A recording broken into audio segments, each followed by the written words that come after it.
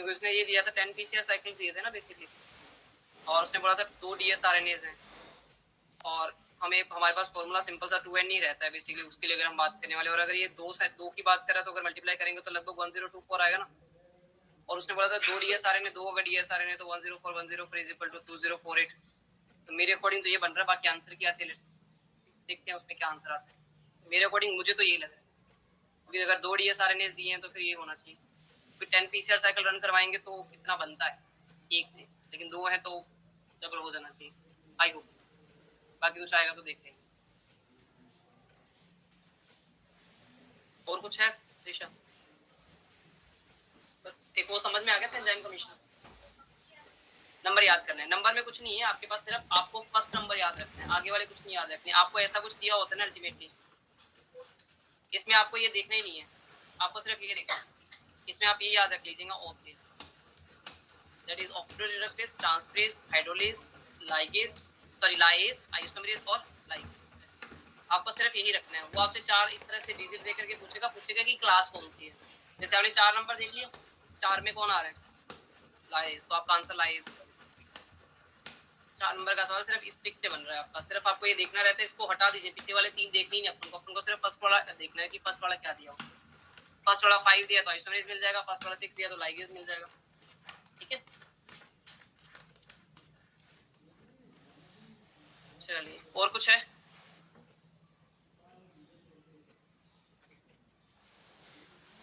Control and coordination की बात कर रहे थे। कंट्रोल के मैं आपको ऑलरेडी बताया था कि न्यूरल कंट्रोल भी होता है और हार्मोनल कंट्रोल भी होता है। हार्मोनल कंट्रोल में अपन ने ऑलरेडी पढ़ा था कि जी सेल से स्टार्ट हो रही थी कहानी। कौन सा हार्मोन?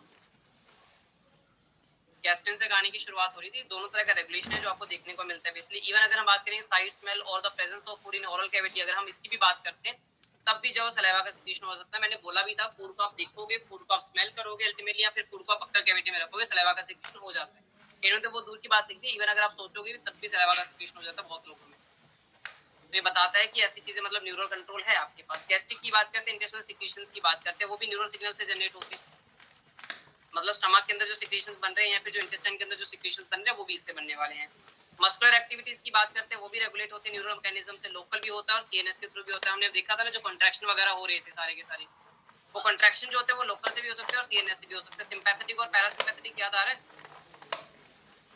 अब ये सब इफेक्ट भी आपको नजर आते हैं। प्लस आपके पास जो लोकल हार्मोन्स है, लाइक आप गैस्ट्रिन वगैरह की बात करते हो, वो स्मॉल सॉरी स्टमक है, स्टमक से तो रिलीज हो रहे हैं वो सारे एंजाइम्स, सॉरी हार्मोन्स की अपन बात करने वाले हैं। नेक्स्ट अगर हम बात करेंगे तो बेसिकली गैस्ट्रिन को लेकर के 4 एंजाइम हैं जिनके बारे में आपको बहुत अच्छे से पता होना चाहिए, क्योंकि ये 4 आपके सिलेबस में दे रखे हैं, आपको यहाँ नहीं मिलेंगे। ये आपको मिलेंगे 11th एनसीईआरटी के चैप्टर नंबर 22 के अंदर। 22 के अंदर लगभग आपको सेकंड लास्ट या थर्ड लास्ट पेज पे मिल जाएंगे, तो सारा कुछ दिया हुआ है उनके बारे में। चारों के चारों हार्मोन्स की फंक्शन दे रखी है, डाइजेशन में नहीं दी हुई है, उस चैप्टर में दे रखी है। अगर हम गैस्ट्रिन की बात करते हैं, हमने ऑलरेडी पढ़ा था कहाँ से रिलीज होता है, स्टमक से। काम भी कहाँ करेगा? स्टमक में। क्या काम करेगा? सिक्रीशन करवाता है। कौन सा? गैस्ट्रिक सिक्रीशन तो करवाएगा और गैस्ट्रिक मोटिलिटी इंक्रीज करेगा, क्योंकि हम चाहते हैं कि स्टमक के अंदर सारी प्रोसेस स्टार्ट हो जाए। तो स्टिमुलेट करेगा गैस्ट्रिक ग्लैंड्स को ताकि वो सिक्रीट करें और रिलीज करें किसको? Gastric juice. देन बात करेंगे एंटेरोगैस्ट्रिन की बात करेंगे। एंटेरोगैस्ट्रिन आता है या फिर जीआईपी आता है। जीआईपी का मतलब है गैस्ट्रिन इनहिबिटरी पेप्टाइड। मान लीजिए फूड जो था वो स्टमक से कहाँ चला गया है? स्मॉल इंटेस्टाइन के ड्यूडेनम वाले पोर्शन के अंदर चला गया। क्या आप स्टिल चाहते हो कि सिक्रीशन हो गैस्ट्रिन का? नहीं चाहते, क्योंकि अब हम क्या चाहते हैं कि सारा प्रोसेस जो है वो कहाँ होना चाहिए? ड्यूडेनम के अंदर से रिलीज होगा, ड्यूडेनम में। टारगेट ऑर्गन कौन है? स्टमक। किसको इनहिबिट करेगा? गैस्ट्रिक सिक्रीशन को और गैस्ट्रिक मोटिलिटी को, कि भैया फूड जो है वो ड्यूडेनम में आ चुका है, स्टमक में कुछ भी करने की जरूरत नहीं। सिक्रेटिन पहला हार्मोन था जो डिस्कवर किया था साइंटिस्ट ने बेसिकली। सिक्रेटिन का सोर्स अगर आप याद रखोगे दैट इज ड्यूडेनम। अब हमें एक चीज पता है, जब ड्यूडेनम के अंदर जब फूड आता है तो उसके ऊपर 2 तरह के जूसेस आते हैं। एक तो बाइल जूस आता है, इसके अलावा पैनक्रियाटिक जूस आता है, क्योंकि स्मॉल इंटेस्टाइन का जूस तो लेट आएगा अभी। 2 जूसेस आपके पास आने वाले हैं। तो ये सबसे पहले 2 के ऊपर काम करेगा, पैनक्रियाज के ऊपर काम करेगा, लीवर के ऊपर काम करेगा और स्टमक के ऊपर काम करेगा। मुझे खुद सोच के बताइए, अगर ये स्टमक के ऊपर काम कर रहा है, स्टमक के ऊपर किस तरह का काम होगा इसका? इनहिबिटरी होना चाहिए, क्योंकि स्टमक के अंदर अब अपन को जरूरत ही नहीं है। अब अपन क्या चाहते हैं कि सारी प्रोसेसेस कहाँ पे स्टार्ट होनी चाहिए? इंटेस्टाइन के अंदर। तो स्टमक पे तो सब कुछ रोकना है। पैनक्रियाज से क्या चाहोगे आप? Pancreatic juice. लीवर से क्या चाहोगे भाई? तो release bicarbonate in the pancreatic juice. Bicarbonate की बात कर रहा है, एंजाइम की बात नहीं कर रहा है, कि एंजाइम के लिए हमारे पास ये बना आएगा पेनक्लियोजाइमिन की, बेसिकली सॉरी सीसी के पीजेड अपन बोलते हैं और कोलेसिस्टोकाइनिन बोलते हैं या फिर अपन पेनक्लियोजाइमिन बोलते हैं, ये आप ध्यान रखिए अगर वो सिर्फ बाइकार्बोनेट रिलीज करवा रहा है। ये तो हो गया पेनक्रियाज के ऊपर। लीवर से क्या करेगा, secretion of bile, clear. Stomach पे क्या करेगा, डिक्रीज करेगा स्टमक पे सिक्रीशन ऑफ मोटिलिटी को, परेशानी। नेक्स्ट बात करेंगे कोलेसिस्टोकाइनिन, ऑलरेडी आ रहा है ना, सिस्ट का मतलब कोई ब्लैडर होगा, कौन सा ब्लैडर है डाइजेशन में, गॉल ब्लैडर, तो एक गॉल ब्लैडर पे तो काम करेगा ही करेगा, ये बात तो तय बात है। दूसरा इसने लिख दिया पेनक्रियोजाइमिन भी बोलते हैं, मतलब किस पे काम करेगा, पेनक्रियाज पे, देख लीजिए तो भी काम करता है। कहां से रिलीज होगा, स्मॉल इंटेस्टाइन से। गॉल ब्लैडर से क्या चाहते हो, सिक्रीशन या रिलीज, रिलीज। सिक्रीशन वो करता है जो सिंथेसाइज करता है, बाइल को सिंथेसाइज कौन करता है, लीवर करता है। बाइल गॉल ब्लैडर जो है वो सिर्फ उसको स्टोर कर सकता है, तो अगर वो स्टोर करता है तो वो सिक्रेट तो कर नहीं सकता, वो रिलीज कर सकता है बेसिकली। तो वो ये contract the gall bladder to release bile, समझ आया। दूसरा पेनक्रियाज से आपने सिक्रेटिन के through non enzymatic part secrete करवा दिया था, बचा कौन सा, एंजाइमेटिक पार्ट। तो एंजाइमेटिक पार्ट को सिक्रेट करवाने के लिए ये आता है अपने पास, stimulates pancreas to secrete and release digestive juices, या फिर अपन बोल सकते हैं digestive enzyme in the pancreatic juice. कोई समस्या, ये चार वो थे जो आपके सिलेबस के अंदर है, जो आपको पढ़ने हैं, आई होप ये क्लियर हो गए होंगे। अब ये एडिशनल है, डुओक्राइनिन की बात करते हैं, ड्यूडेनम के अंदर रिलीज होने वाला है। अब आपने क्या किया है, आपने स्टमक वाली सारी प्रोसेसेस बंद करवा दी, पेनक्रियाज वाली स्टार्ट करवा दी, लीवर वाली स्टार्ट करवा दी, कौन सी बाकी है अभी, इंटेस्टाइन की खुद की।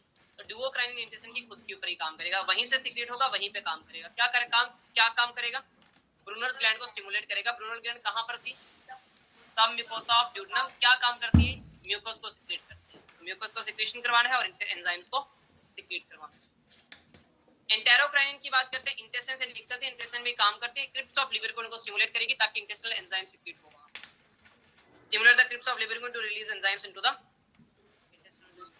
वीआईपी की बात करते हैं, वैस्कोएक्टिव इंटेस्टाइनल पेप्टाइड की बात करते हैं, स्मॉल इंटेस्टाइन से निकलता है, दो पे काम करता है, इंटेस्टाइन और स्टमक पे। स्टमक पे कौन सा काम होगा, इनहिबिटरी, और इंटेस्टाइन पे स्टिमुलेटरी, डायलेट करेगा पेरिफेरल ब्लड वेसल्स को गट की, और इनहिबिट करेगा गैस्ट्रिक एसिड का सिक्रेशन, क्योंकि स्टमक में अभी कुछ भी आपको नहीं करवाना है। विलिकाइनिन की बात करते हैं, विलाइकाइनिन की बात करते हैं, विलाइज याद है, विलाइज और माइक्रोविलाइज, उनकी मूवमेंट को बढ़ाने के लिए होगा। इंटेस्टाइन से निकलेगा, इंटेस्टाइन में काम करेगा, विलाइज की मूवमेंट बढ़ा देगा बेसिकली। सोमेटोस्टैनिन, ये स्टैनिन जब भी आता है इनहिबिटरी होता है, पता है हमें अच्छे से बेसिकली। कहां से रिलीज होने वाला, delta cell of islets of Langerhans, याद आ रहा है, पेनक्रियाज के अंदर अल्फा सेल थी, बीटा सेल थी, डेल्टा सेल थी। डेल्टा सेल से बोला था सोमेटोस्टैनिन का काम क्या था, इसका अल्फा और बीटा को इनहिबिट करता था, ग्लूकोज का होमियोस्टेसिस मेंटेन रखता है, इंसुलिन को भी ज्यादा नहीं बनने देता, ग्लूकागोन को भी ज्यादा नहीं बनने देता। तो पेनक्रियाज है गैस्ट्रोइंटेस्टिनल ट्रैक्ट है, पहला तो यहां से होने वाला है। इसके अलावा अगर हम बात करेंगे तो अर्जेंटेफिन सेल्स होती है गैस्ट्रिक के अंदर और इंटेस्टिनल ग्लैंड के अंदर, आपके इंटेस्टाइन के अंदर भी होती है, आपके स्टमक के अंदर भी होती है अर्जेंटेफिन। इनसे रिलीज होने वाला है, और काम क्या करेगा, गैस्ट्रोइंटेस्टिनल ट्रैक्ट के ऊपर करने वाला है। ये रिलीज एक्चुअल में इनहिबिशन का काम करता है, क्योंकि मैंने बोला भी था स्टैटिन का मतलब ही होता है इनहिबिट। ये गैस्ट्रिक और इंटेस्टिनल जूसेस को इनहिबिट करवाएगा कि भैया बहुत हो चुका है, डाइजेशन खत्म हो चुका है। Suppresses the release of hormones from the digestive, that's it. Pancreatic polypeptide की बात करेंगे, दैट इज पीपी। अब ये भी अपन ने पढ़ा था पेनक्रियाज के अंदर, ऑलरेडी अपन को याद है बेसिकली। इसका भी अगर हम काम करेंगे तो ये भी क्या था, इनहिबिटरी नेचर था, इनहिबिट करेगा release of pancreatic juice from the pancreas. कोई समस्या, इस टेबल को अगर आप 2 बार पढ़ेंगे तो आपके दिमाग में छप जाएगा। ये बहुत इजी है, लग रहा है भी आपको कि ऐसा उठपटांगे, लेकिन नाम से आप रिलेट कर पा रहे हो ये कौन कहां पर काम करेगा, कहां से रिलीज होगा, किस तरह का उसका काम होना। नेक्स्ट अपन बात करेंगे डिसऑर्डर्स को लेकर। डिसऑर्डर्स के ऊपर अभी तक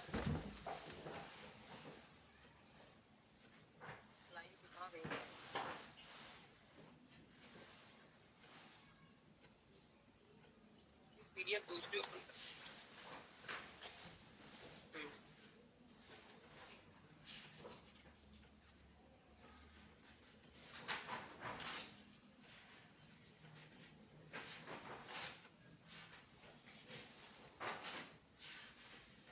डाइजेशन के अंदर अभी तक इस लाइन के ऊपर से सवाल नहीं आए हुए हैं, मतलब आपकी एनसीईआरटी की लाइन है, लेकिन अभी तक इसके ऊपर से सवाल नहीं आए हुए। ये वाली लाइन डिसऑर्डर्स के अंदर पहली लाइन लिखी हुई है, डाइजेशन वाले के अंदर लास्ट पेज के ऊपर जो डिसऑर्डर्स लिखी हुई है, डिसऑर्डर्स के ऊपर आपकी पहली लाइन है कि inflammation of the intestinal tract is most common element due to the bacterial and viral infection. अभी तक सवाल नहीं बना हुआ है, अभी बन सकता है, क्योंकि जब आप एनसीईआरटी में से खंगाल रहे हैं उनको, तो यहाँ से तो निकालेंगे। दूसरा सवाल आपका यहाँ से नहीं बना हुआ, एक वहां पर उन्होंने पैथोजेंस के नाम लिख रखे हैं कि जो डिसऑर्डर्स है वो किन किन से हो सकते हैं, वाले पैथोजेंस के नाम एनसीईआरटी ने दे रखे हैं। इनके आगे ईटीसी करके भी लिखा हुआ है उन्होंने, बट ईटीसी पे ध्यान नहीं देना है आपको, सिर्फ इन पे ध्यान देना है। राउंड वर्म्स, हुकवर्म्स, पिनवर्म्स, थ्रेडवर्म्स और फाइलेरियम, ये वो है जो डाइजेस्टिव डिसऑर्डर्स को जो है वो बेसिकली बनवा सकते हैं, सॉरी अपन बोल सकते हैं कि डाइजेस्टिव डिसऑर्डर्स जो है बेसिकली इनको स्टार्ट करवा सकते हैं, उनके लिए हम बात कर सकते हैं। पहला इसके अंदर अगर हम बात करेंगे दैट इज जॉन्डिस। जॉन्डिस का सिंपल सा मतलब ये होता है, अगर हम बात करने वाले अगर पूरी स्किन येलोइश हो जाती है, लेकिन येलोइश क्यों होती है?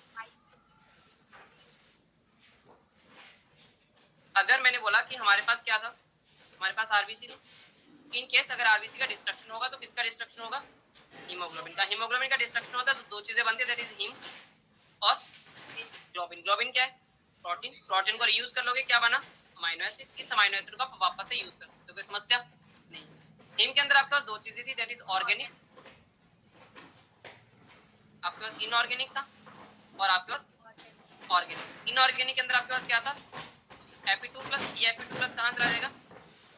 बोन मैरो में, और बोन मैरो से वापस से हीमोपोएसिस स्टार्ट करवा देगा। बचा कौन सा? ऑर्गेनिक। ऑर्गेनिक में क्या है?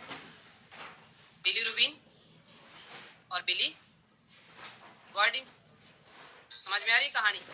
और ये बिलीरुबिन और बिलीवर्डिन ही क्या है? Bile pigments. अगर आरबीसी का डिस्ट्रक्शन ज्यादा होगा तो बिलीरुबिन बिलीवर्डिन ज्यादा बनेंगे, और ये ज्यादा बनेंगे तो कहाँ जाएंगे? ब्लड में। और ब्लड कहाँ जाता है? पूरी बॉडी में सर्कुलेट होता है। अगर पूरी बॉडी में ये सर्कुलेट होंगे तो पूरी बॉडी कैसे दिखेगी? येलोइश। और अगर पूरी बॉडी येलोइश नजर आ रही है दैट इज पीलिया। पीली पीली बॉडी पीलिया, जॉन्डिस। तो ये जॉन्डिस के लिए आपको ध्यान रखना है।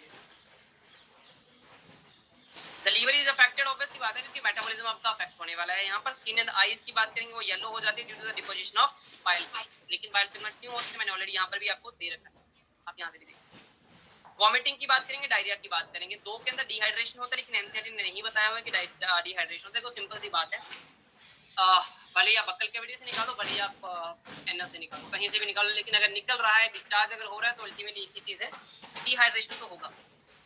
डायरिया से भी अगर आप बोल दीजिए ज्यादा फ्लूइड को निकाल रहे हो, और बक्कल कैविटी से वॉमिटिंग तो भी निकालो, कहीं से भी निकालो भाई, निकाल रहे हो तो एट देन बॉडी के अंदर जो वाटर कंटेंट है उसकी डेफिशिएंसी हो जाएगी, तो वही आपके लिए डिहाइड्रेशन। वॉमिटिंग के लिए आपसे सवाल ये पूछा जाता है कि वॉमिटिंग का जो सेंटर है वो कहाँ पर होता है? मेडुला में होता है, ये आपसे पूछा जाता है। वॉमिट रेगुलेटरी सेंटर जो होते हैं, फिर वॉमिटिंग जो होती है वो कंट्रोल किसके द्वारा होती है? मेडुला के द्वारा कंट्रोल होती है। Feeling of nausea precedes vomiting. सबको पता है कि आपको घबराहट तो होने वाली, पहले घबराहट होती थी। हाँ,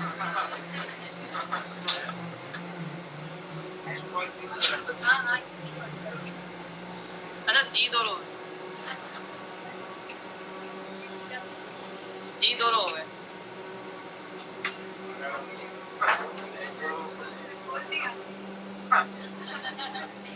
अरे भाई ये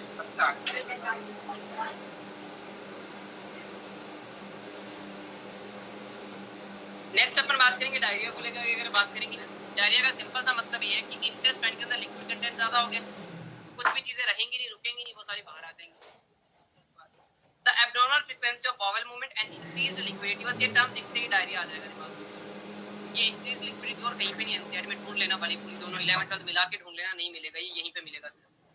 और द फीकल डिस्चार्ज, सिंपल सी बात है, फीकल डिस्चार्ज में पानी आ रहा है मतलब लूज मोशंस हो गए ना भाई, डायरिया हो गया। डायरिया हो गया तो डिहाइड्रेशन तो होगा ही होगा।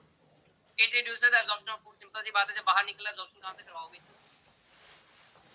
कॉन्स्टिपेशन की बात करेंगे, एक में निकल रहा था इसमें निकलना बंद हो जाएगा, सिंपल सी बात है। In constipation the faecal are retained within the rectum as the bowel movements occurs irregularly. इनको ठीक करने के लिए प्रोगेटिव्स दिए जाते हैं, बेसिकली बताया भी था उस दिन, मैग्नीशियम सॉल्ट्स वगैरह ये सब है। इनको पानी ज्यादा चाहिए होता है, ये इंटेस्टाइन से वाटर एब्जॉर्प्शन बंद करवा देंगे, इंटेस्टाइन के अंदर पानी रहेगा, पानी रहेगा तो फिर सब बाहर आएगा, अंदर रुकेगा नहीं। अंदर क्यों रुकता है? क्योंकि अंदर पानी नहीं है। सोडियम आयन डालो, पानी अंदर रुकेगा, पानी अंदर रुकेगा तो सब बाहर आएगा, दैट्स इट। ये परगेटिव्स। इंडाइजेशन, इंडाइजेशन का सिंपल सा मतलब होता है अगर फ्री का कुछ खाना मिल जाता है काफी ज्यादा, तो वही बात है कि अगर फूड आपका प्रॉपर्ली डाइजेस्ट नहीं हो रहा है और अल्टीमेटली फीलिंग ऑफ फुलनेस आपको आ रही, लग रहा है कि पेट बराबर है लेकिन कुछ खाया है नहीं बेसिकली, और इसके कुछ जो कॉज है बेसिकली वो क्या हो सकता है? हमने बोला डाइजेशन नहीं हो रहा, क्यों नहीं हो रहा? क्योंकि एंजाइम्स नहीं आ रहे, दैट इज पहला रीजन तो ये हो सकता है, इनएडिक्वेट एंजाइम सिक्रीशन। दूसरा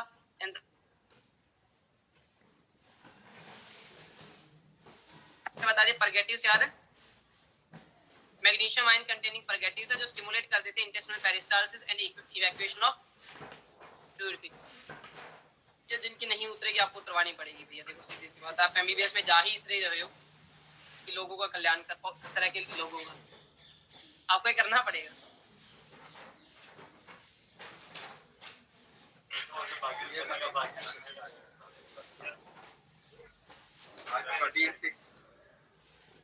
इंटर्न में आपसे खूब करवाया जाएगा ये सब, इंटर्नशिप के अंदर खूब आप यही करोगे। हाँ मैंने तो की नहीं है एमबीबीएस, हम तो पीजी कैसे करी? तो पीजी कैसे करी? यूजी से पीजी हो जाती है भाई। ऐसा थोड़ी। अरे कमाल कर रहे हैं। एमबीबीएस नहीं करी? अरे बीएससी से करी हुई। बीएससी है ना, बीएससी है, एमएससी है। पीजी का मतलब ऐसे सिर्फ पीजी वही वाली पीजी थोड़ी ना खाली। हमारा पीजी एमएससी पीजी होता है ना, masters in science zoology. पैम protein energy mall nutrition. सुनिए एक चीज आवाज, आपके पास दो डिसऑर्डर्स मिलेंगे, क्वाशियोरकर और मेरास्मस। आपको एक ही चीज याद रखनी है, ईसीएम फिजिक्स केमिस्ट्री और मैथ्स। एम का मतलब होता है मेरास्मस, पी का मतलब होता है प्रोटीन, सी का मतलब होता है कैलोरी। मतलब जिसमें प्रोटीन और कैलोरी दोनों की डेफिशिएंसी होती है वो कौन है? मार्स। और अगर हम बोलते हैं कि सिर्फ प्रोटीन की डेफिशिएंसी होती है दैट इज क्वाशियोरकर पीके। क्वाशियोरकर में सिर्फ प्रोटीन की डेफिशिएंसी होगी, और अगर हम मेरास्मस की बात करेंगे तो उसमें प्रोटीन और कैलोरी दोनों की डेफिशिएंसी होगी। अब सुनिएगा, अगर हमने बोला कि प्रोटीन और कैलोरी दोनों की डेफिशिएंसी हो रही है, मतलब क्या वहां पर फैट होगी। और अगर हमने बोला कि सिर्फ प्रोटीन की कमी हो रही है, वहां पर तो फैट होगी क्योंकि वहां पर कैलोरी प्रेजेंट है, ऑब्वियस सी बात। ये यूजली अगर हम क्वाशियोरकर की बात करते हैं, क्वाशियोरकर का मतलब ये होता है कि 1 साल से ज्यादा के जो बच्चे हैं उनके अंदर देखने को मिलता है। और अगर हम मेरास्मस की बात करेंगे तो क्या हुआ आप लोगों को? आप दोनों को क्या हुआ? डायग्राम रात को बना काफी दोगे? टाइम से हंस रहे हो आप, क्या हुआ? हैं? बताइए कुछ है तो। ठीक है।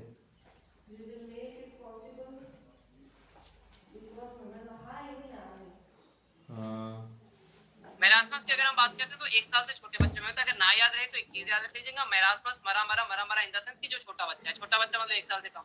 तो मेरास्मस का सिंपल सा मतलब होता है कि जो बिल्कुल छोटा है, छोटा वही होगा जो 1 साल से कम है। अगर 1 साल से बड़ा है यानी कि 1 से 5 साल के बीच में है तो उसमें क्या हो सकता है? क्वाशियोरकर। और अगर 1 साल से छोटा दैट इज मेरास्मस। इतना ही आपको याद। और क्वाशियोरकर में मैंने बोला सिर्फ प्रोटीन की डेफिशिएंसी, कैलोरी वहां पर है, इसका मतलब है इनका पेट फूला हुआ होता है। 1 से 5 साल के कुछ बच्चे देखे होंगे उनका पेट फूला होता है, बाकी बॉडी के ऊपर फैट वगैरह नहीं रहेगा। लेकिन इसमें आपके पास ना तो प्रोटीन है ना ही आपके पास कैलोरी, मतलब फैट वगैरह नहीं होगा। इतना आपको ध्यान है। एडिशनल है गॉल स्टोन, सबने सुना होगा। गॉल ब्लैडर के अंदर अगर कोलेस्ट्रॉल का डिपोजिशन हो जाता है तो सिस्टाइटिस। आइटिस का मतलब ही होता है इन्फ्लेमेशन। जहां पर आइटिस वर्ड आ गया या फिर आप बोलोगे आइटिस वर्ड आती है इन्फ्लेमेशन है। और वाला कोलसिस्टोकाइन, कोलसिस्टाइटिस का मतलब होता है कोले यानी कि गॉल ब्लैडर की बात, यानी कि इन्फ्लेमेशन ऑफ गॉल ब्लैडर। और दूसरा पेप्सिन को लेकर के पूछा जाता है कि कोलेजन फाइबर जो होते हैं सीटी को उनको डाइजेस्ट कर सकता नहीं कर सकता, डाइजेस्ट कर सकता है लेकिन केराटिन को डाइजेस्ट ये नहीं कर सकता। केराटिन की अगर हम बात करें तभी बोलते हैं ना कि ये जो अपन हेयर्स बाई चांस कभी चले जाए या नील्स कभी अपनी बॉडी में चले जाते हैं अपन खाने में या कुछ भी, कभी भी तो उनका डाइजेशन वगैरह होगा नहीं क्योंकि केराटिन है वहाँ। अपेंडाइटिस की बात करने वाले बेसिकली यहाँ पर होगा कुछ नहीं। वर्मीफोर जो अपेंडिक्स थी उसकी वॉल डैमेज हो जाएगी, रप्चर हो जाएगी। वॉल रप्चर होती है वर्मीफोर अपेंडिक्स में क्या था? माइक्रोब से। अगर उसकी वॉल डैमेज होगी तो माइक्रोब्स वहां से निकल के आपकी बॉडी में एंट्री लेंगे, इंटरस्टिशियल फ्लूइड के अंदर एंट्री ले लेंगे। Bacteria release in the coelomic cavity. और अगर हम बात करने वाले उसकी बात करेंगे वेरिकोसिटी को लेकर के बात करेंगे, या फिर हिमोरॉइड्स की बात करने वाले या फिर अपन पाइल्स की बात करते हैं, उसमें होता क्या है? अगर कॉन्स्टिपेशन काफी लंबे टाइम तक रहता है तो जो रेक्टल वेन्स होते हैं, रेक्टल वेन्स बाहर आना स्टार्ट होते हैं। और अगर वो रेक्टल वेन्स बाहर आती हैं तो वो फट भी सकती हैं, फटने से ब्लीडिंग वगैरह होती है, उसी को अपन बोल देते हैं हिमोरॉइड्स या फिर पाइल्स। वो ये in certain conditions like persistent constipation अगर लगातार रह रहा है तो रेक्टल वेन्स जो होती है वो can distended and enlarge due to weakening of their walls. क्योंकि प्रेशर पड़ रहा है उसके ऊपर, वॉल्स के ऊपर प्रेशर पड़ेगा तो अल्टीमेटली वॉल्स जो है उनकी फेल हो जाएंगी, तो वो वेरिकोसिटी आप बोलते हैं उसको। वेरिकोज वेन सुना होगा आप लोगों ने शायद। वेरिकोज वेन ये जो जितने भी ये स्टैंडिंग प्रोफेशंस है जहाँ पे आपको पूरा दिन खड़े रह के जो काम करना पड़ता है बेसिकली, इवन मतलब ये जो फैक्ट्रीज वगैरह होती हैं यहाँ पे मतलब बिल्कुल भी आपको आराम नहीं मिलता है। मतलब आपको पूरा दिन आपको स्टैंडिंग पोजीशन में रहना है, पूरा दिन आपको खड़े रहना। उसमें होगा क्या, जितना भी मतलब ब्लड है अल्टीमेटली वो सारा का सारा आपके लोअर बॉडी पार्ट में रहता है। हमारी वेन्स जो होती है, वेन्स के अंदर वॉल्स लगे होते हैं, वॉल्स बैक फ्लो को रोकते हैं। ब्लड आपका ऊपर आता रहता है, लेकिन उसमें अगर मान लीजिए आप पूरा दिन अगर खड़े हो, आप बैठ ही नहीं रहे हो, आपका काम ऐसा चल रहा है कि आप मतलब कई सालों से सेम चीज को आप रिपीट किए जा रहे हो, उसमें होगा कि आपके वर्ड्स जो है वो फेल हो जाएंगे, वर्ड्स आपके काम नहीं करेंगे, तो आपका बैक फ्लो होगा। बैक फ्लो होती ही मतलब ब्लड आपका सारा नीचे रहेगा। ब्लड अगर आपका नीचे रहेगा तो अल्टीमेटली हार्ट के पास एफिशिएंट ब्लड नहीं पहुंचेगा। अगर हार्ट के पास एफिशिएंट ब्लड पहुंचेगा नहीं तो हार्ट क्या उसको पंप कर पाएगा? नहीं। क्या आपके ब्रेन को ऑक्सीजन मिलेगी? नहीं। आपको चक्कर आ जाएगी, गिर जाओगे आप। ये कुछ चीजें होती हैं जो बेसिकली इन सब चीजों से हो सकती है, ये आपको ध्यान है। नेक्स्ट अगर हम बात करने वाले हैं हर्निया की बात करेंगे। हर्निया का एक सिंपल सा मतलब ये होता है किसी भी चीज का अपनी जगह से निकल के दूसरी जगह पे जाना। बहुत तरह का हर्निया देखने को मिलता है। बेसिकली अपन डाइजेशन पढ़ रहे हैं तो अपन डाइजेशन के बारे में बात करेंगे। जो हैवी वेट लिफ्टर्स वगैरह हो गए, आप लोगों ने देखा होगा, वो कमर पे एक बेल्ट बांधते हैं। बेसिकली वो इसलिए बांधते हैं कि जो इंटेस्टाइन का जो पोर्शन है ना, बेसिकली वो कई बार ऐसा होता है कि वो अपनी जगह से निकल करके इवन स्क्रोटम सैक में आ जाता है। आप बोलते हो कि आपके एब्डोमिनल कैविटी में आ जाता है, अरे भैया एक्स्ट्रा एब्डोमिनल में भी चला जाता है। और इंग्युइनल कैनाल, हमने बोला था कि इंग्युइनल कैनाल वो कैनाल थी जिसके थ्रू टेस्टिस बाहर डिसेंड हुए थे। अब सोच के देखिए आपके टेस्टिस में आपके इंटेस्टाइन दैट इज मतलब एक एक्सट्रीम केसेस हो सकते हैं। Protrusion of intestine into the internal canal, अगर वो निकल के आ जाती है and may extend into the scrotal sac में भी आ सकती है। तो बेल्ट पकड़ के रखता है। हाँ, वो प्रेशर फिर उसके ऊपर पड़ता है ना अल्टीमेटली। फिर वो ऐसा नहीं होगा कि वो निकल जाएगी वहां से, वो निकलेगी नहीं, वो अपनी जगह पर ही रहेगी। हार्ट बर्न क्या हुआ?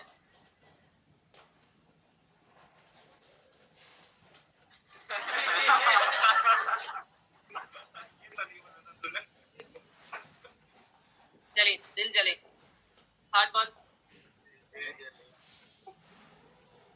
वही तो है, दिल ही तो जल रहा है।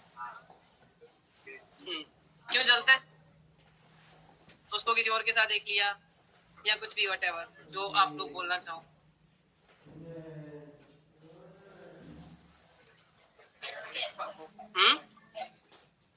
सुनिए, अगर हमने बोला कि जो स्फिंक्टर्स आपके दो स्फिंक्टर्स लगे थे, एक पाइलोरिक स्फिंक्टर था, एक कार्डियक स्फिंक्टर था। पाइलोरिक स्फिंक्टर बंद हो जाए, कार्डियक स्फिंक्टर खुल जाए। कार्डियक स्टमक का कंटेंट कहां जाएगा? इसोफेगस में। इसोफेगस के पास होता है दिल। इसोफेगस जल रही है, साथ में दिल भी जलेगा। जलने का मतलब होता है कि वहां पर एसिडिक कंटेंट जमा हो। Cardiac sphincter remains open. Cardiac sphincter तो खुला है, लेकिन पाइलोरिक स्फिंक्टर क्या हो गया? बंद हो गया। तो फूड आगे नहीं जा रहा, ऊपर चला जाएगा वापस इसोफेगस की तरफ। एसिडिक गैस्ट्रिक कंटेंट में एस्केप इनटू द इसोफेगस, और इसोफेगस के पास आपका दिल है, तो वहां पर आपको हार्ट बर्न हो सकता है। एक आपके पास मिलेगा एक्लेशिया कार्डिया की बात करते हैं, वो भी सेम यही वाली कंडीशन है। Characterized by failure of cardiac sphincter to relax. Cardiac sphincter relax नहीं करने वाला, ओपन रहेगा। Complete non swelling causing food accumulation in the esophagus and proximal esophagus. आपका फूड जो वो नीचे स्टमक में आएगा नहीं, आपका इसोफेगस में पड़ा रहेगा, और इसोफेगस के साथ ही दिल है, वहां पर भी यही होने वाला। प्रोविटामिन्स की बात करने वाले, आपको ऑलरेडी पता है कि जो प्रोविटामिन्स होते हैं वो अपनी बॉडी के अंदर विटामिन्स में चेंज हो जाते हैं। हम बोलते हैं कि सूरज देवता हमें विटामिन डी देता है। हाँ, बनाने में हेल्प कर। हाँ, ऐसे थोड़ी ना वो लेके आ रहा है वहां से कटोरी में लेके आ रहा है विटामिन डी, लो भैया बैठे हो तो आपको विटामिन डी दे के जाता हूँ, ऐसा नहीं होता है। आपकी डाइट के अंदर अर्गोस्टिरोल अगर है, अगर आपकी डाइट के अंदर अर्गोस्टिरोल है और अगर आप सनलाइट के सामने बैठते हो तो अर्गोस्टिरोल जो होता है वो बेसिकली चेंज हो जाता है विटामिन डी के अंदर स्किन में, in the presence of sunlight. Carotene की बात करते हैं, ऑलरेडी पढ़ा हुआ बीटा कैरोटीन वगैरह अपन बायोटेक में खूब पढ़ा है उसके बारे में। ये एक पिगमेंट है बेसिकली जो लीवर में जाएगा, लीवर में जाती है वो किसमें चेंज हो जाएगा? विटामिन। कोई परेशानी? कैलोरीफिक वैल्यूज की बात करते हैं, प्रोटीन, कार्बोहाइड्रेट और फैट को लेकर के। उस दिन बताया था कैलोरी को लेकर के, याद है अच्छे से? कौन सा?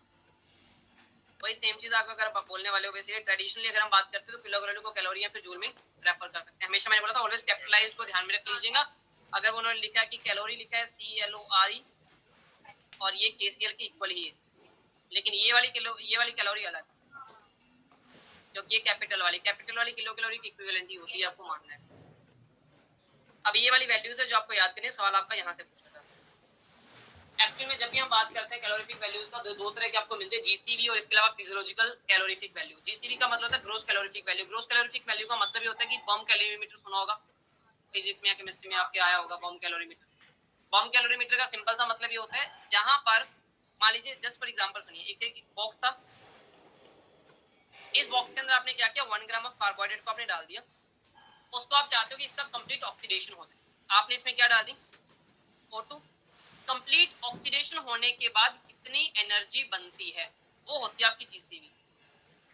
That is gross calorific value, और ये एक्चुअल मान होता है, उसका एक्चुअल वैल्यू होती है, क्योंकि यहाँ पर कोई लॉस नहीं हो रहा है। आपने एक बॉक्स लिया है, एक बंद आपने चैम्बर लिया, दैट इज बॉम कैलोरीमीटर, उस कैलोरीमीटर में सिर्फ आपने दो चीजें डाली हैं, 1 ग्राम कार्बोहाइड्रेट डाला है और उसके साथ आपने क्या डाली है, O2। इसमें कंप्लीट कंबशन हो जाएगा फूड का। कंप्लीट कंबशन होने के बाद कितनी एनर्जी प्रोड्यूस हुई है, दैट इज जीसीबी। बट ऐसा हमारा फिजियोलॉजिकली पॉसिबिलिटी नहीं है, क्योंकि जीसीबी तो बनेगी लेकिन साथ में हमारी बॉडी से हीट भी तो रिड्यूस होती है, तो हीट की फॉर्म में कुछ अमाउंट तो निकलेगा वहां पे, उसके बाद जो बचता है दैट इज पीसीबी, पीवी बोल सकते हैं, फिजियोलॉजिकल वैल्यू बोल सकते हैं बेसिकली, या फिर फिजियोलॉजिकल कैलोरीफिक आप वैल्यू बोल सकते हैं। तो कम कौन सी होगी, जीसीबी या पीवी, दैट्स ये आपको याद है। कार्बोहाइड्रेट के लिए जीसीबी की बात करेंगे 4.1 के आसपास रहेगी, और सेम एज प्रोटीन की बात करेंगे तो 5.65 के आसपास है, फैट्स के लिए 9.45। इधर से बात करोगे 4 सवाल आपसे ये नहीं पूछेगा, सवाल आपसे ये पूछेगा कि एक फीमेल थी बेसिकली, वो एक रेस्टोरेंट में गई, उसने सुबह लंच में ये खाया, उसने ब्रेकफास्ट में ये खाया, उसने डिनर में ये खाया, तो पूरे दिन का उसका पूरा बताइए कि उसने कितनी एनर्जी इनटेक की। इन जितने भी ये सवाल बनते हैं, हर एक सवाल के अंदर एक चीज जरूर आती है, सैलेड। वो सैलेड का हर बार नाम लेता है, वो वाटर का भी नाम लेता है। सैलेड से कुछ भी नहीं मिलता, वाटर से कुछ भी नहीं मिलता, इसको आप यूज नहीं करते। अगर वो बोल रहा है कि उसने मतलब मान लीजिए 250 ग्राम के आसपास उसने राइस खाए, अगर उसने 250 ग्राम के आसपास अगर उसने राइस खाया, राइस से क्या मिलता है, कार्बोहाइड्रेट। अगर आपको इसका कैलोरीफिक वैल्यू निकालना है, कैसे निकालोगे, एग्जैक्टली 250 into 4 कर दीजिएगा, तो आपका आंसर आ जाएगा। इस तरह से जितना कुछ उसने डाइट में इंटेक किया सबको आप ऐड ऑन करते रहेंगे, आपका आंसर आ जाएगा। लेकिन अगर कहीं पर भी उसने स्पाइनच वगैरह दे रखा है, कहीं पे सैलेड दे रखा है, कहीं पर ग्रीन वेजिटेबल्स दे रखे, कुछ नहीं मिलेगा भैया उनसे। क्या हो क्या रहा है आप दोनों को, मैं वही आपसे बोल रहा हूँ, अभी भी आप फंस रहे हो, कुछ बात है तो बताइए, या तो फिर ऐसे। तो मैं आपसे पूछ रहा हूँ, अभी भी आप हंस ही रहे थे, खैर मैं ऐसे बोल रहा हूँ क्या,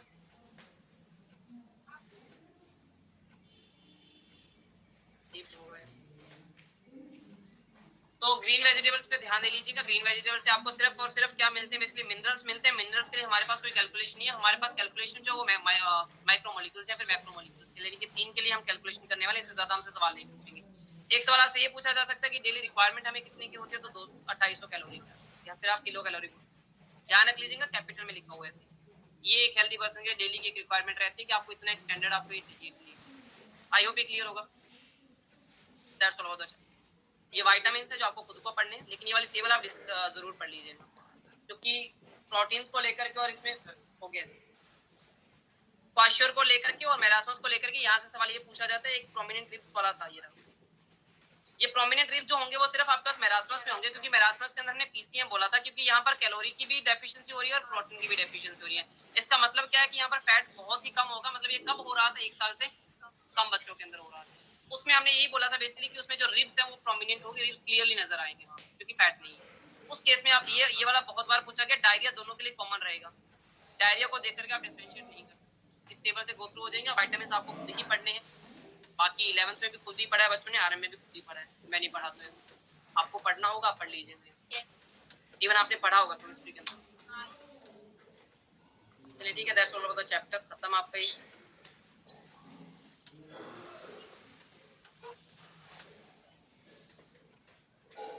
सर आपकी ये वाली पीडीएफ शेयर कर देना।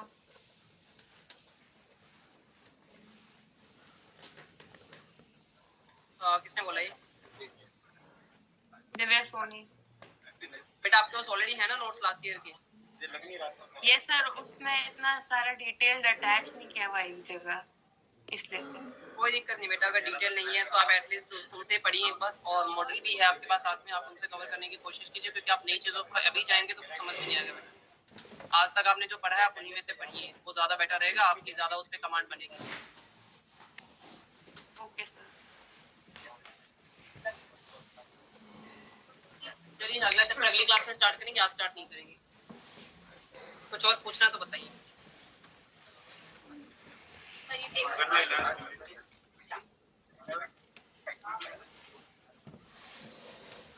पढ़ लीजिए, आवाज नहीं आनी, शांति से। ब्रीदिंग वाला है कुछ आपके पास अभी? मैप्स है ना, मैप से अभी आप रीड कीजिए ब्रीदिंग वाला चैप्टर। समझ कुछ ना समझ में तो मुझे बताइए। ऑनलाइन स्टूडेंट बेटा सेम आपके लिए आवाज नहीं आनी चाहिए, बस आप एक बार ब्रीदिंग वाला चैप्टर रीड कीजिए अभी। अगर एनसीईआरटी से रीड कीजिए, अगर मैप से आप रीड कीजिए एक बार breathing and exchange of gas.